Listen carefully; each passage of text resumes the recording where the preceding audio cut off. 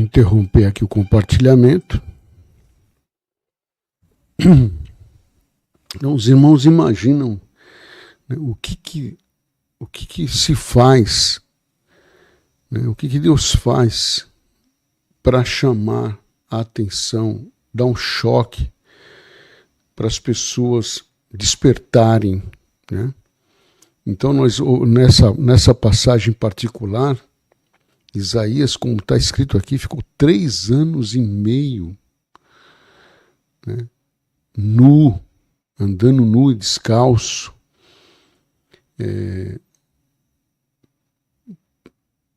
fazendo uma demonstração do que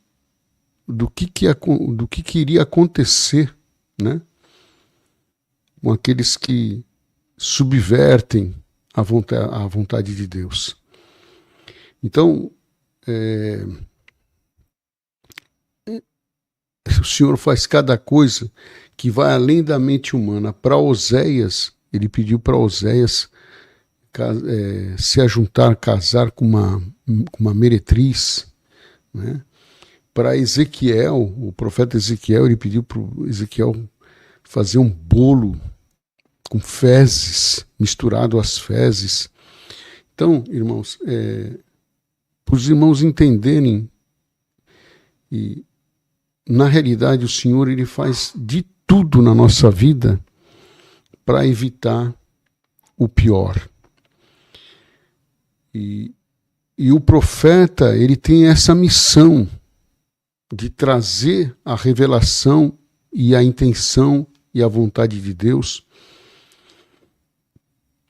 e a expressão do que Deus está sentindo diante de uma situação, do que se faz debaixo do sol, né? O profeta é o interlocutor, é o que traz, né, a revelação de Deus, né, para o povo entender a vontade de Deus. Então, irmãos, Deus, ele fazia e continua fazendo, né,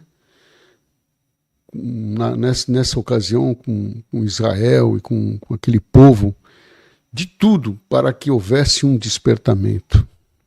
Então, vamos nos atentar a isso, né, e perceber os sinais que sempre estão sendo dados.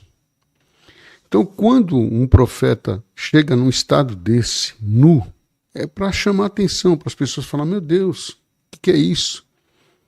Né? Como aconteceu com Oséias, de se juntar com uma meretriz. Meu Deus, agora porque o profeta era a ligação de Deus com o povo, irmão. Se a palavra de Deus não se manifestasse na boca do profeta, acabou. Foi isso que aconteceu com Saul.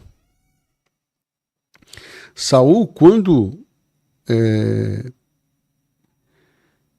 entristeceu de tal forma o Espírito de Deus, a ponto de nenhum profeta mais falar com ele, ele teve que consultar uma pitonisa, uma feiticeira, porque ele precisava do conselho de Deus, e Samuel já não existia mais, ou seja, não estava mais no cenário humano. Então, aquelas pessoas que evocavam o espírito dos mortos, que foram tão perseguidos, Saul chegou a fazer uma inquisição. De repente ele precisou. Por quê? Porque Deus fechou a boca e não mostrava mais nada, e não queria mais falar com Saul.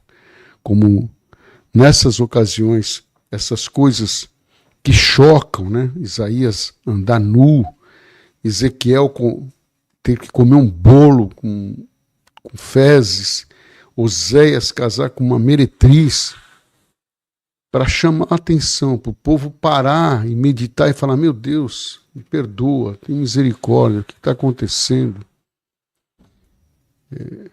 Me perdoa. Se Veja que o povo estrangeiro lá de Nínive, o que Deus fez? Olha só por isso que a gente fala, por isso que a gente fala que Deus é misericórdia. Deus não, tem muita gente que fala que Deus é chegado de Israel, não, é um povo escolhido para dar um exemplo, mas Deus ama a todos e mostrou isso com relação a Nínive, os estrangeiros, os ninivitas, idólatras. Enviou um profeta seu falando que ia ter uma sedição, né? Mas enviou de uma forma sobrenatural para chamar a atenção. Olha que interessante o assunto que está acontecendo aqui, né?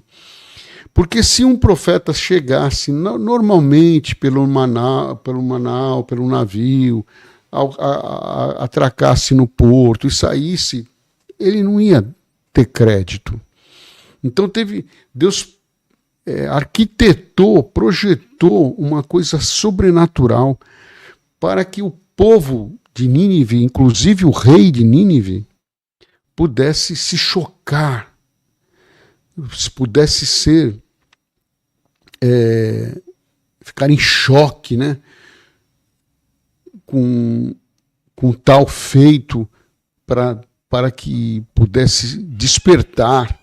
E a intenção de Deus era o povo despertar para que aquela destruição não sobreviesse. Glória a Deus eterno, bendito o Senhor.